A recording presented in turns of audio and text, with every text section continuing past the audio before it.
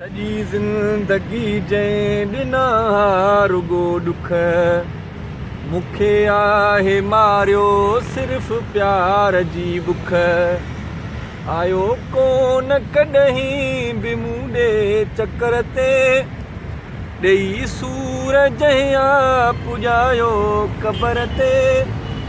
खणी लाश मुंहिंजो हलो उन जे दर ते ॾिसी मुंहिंजी मैयत भली गाड़ी घोड़ा खयूं थो वञा मां हशर में विछोड़ा। ॼाणिया त हक़ीक़त इहा आहे त इहो मां कलाम तोखे ॾिसी करे ॻायो छो त तोखे मोहबत मिलणी न आहे। मूंखे नथो लॻे तोखे मोहबत मिलंदी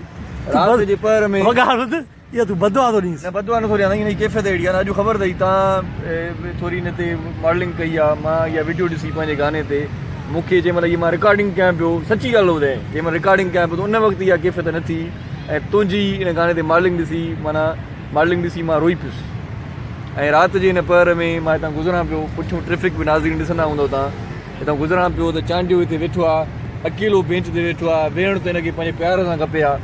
वेहण त हिनखे पंहिंजे दिलदार सां खपे आहे पर हीउ अकेलो वेठो आहे ऐं माना बेयारो मददगार वेठो आहे। हल त तूं मां उते राति कचहरी कयूं हिते जेको आहे सीउ बि ॾाढो आहे सीअ में सड़ी वेंदे या त राति मूं वटि रहो कचहरी कयूं या बाबा तूं इहा पचर छॾे ॾे प्यार ॿ्यार कुझु बि न आहे ज़मानो सॼो नाटक अथई कोच पकिड़े थो कोच पोइ वञे थी किथे आहे पोइ वञे थी कोच हिकिड़ी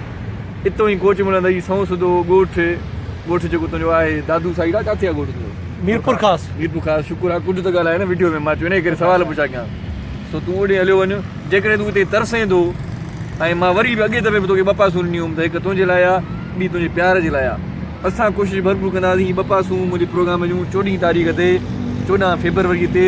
कराचीअ में गुलिस्तान जोहर मुनवर चौरंगी जे भरिसां ओरियंट बैंक्वेट आहे उते तोखे अचिणो आहे। जेकॾहिं तूं पाण एड्रेस न सम्झी सघें त पोइ इमरान भाई खां पुछा करे तोखे ॿुधाईंदो। हीअ वरी बि मां हिन आसिरे ते इन उमेद ते तोखे ॿ पासूं कयां थो मथां तुंहिंजो भलो थी वञे छो त हिकु पास आहे हुनखे तूं फ़ोन कर मूं वटि ॿ पासूं आहिनि माना उनखे बि तूं वठी ईंदे त मूंखे ख़ुशी थींदी जेकॾहिं तूं पाण अकेलो ईंदे तॾहिं बि असांजे लाइ भलो आहे पर मां तोखे ॿ पासूं ॾींदुमि पोइ ॿ पासूं अथई 14 तारीख़ जी आहिनि अॻे दफ़े मेलो मचायोसीं न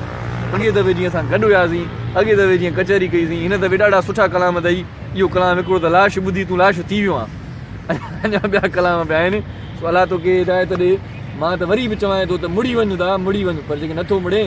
त पोइ त हाणे मूंखे लॻे थो त इहो दर्दु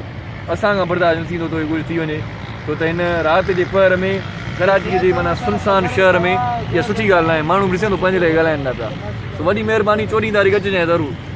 ख़बर अथई ॿिया मां तुंहिंजे लाइ 2-3 कलाम ॿिया बि ॻाया आहिनि भला पर VIP कलाम आहिनि उहे ॿुधी करे तोखे मज़ो ईंदो ठीकु आहे।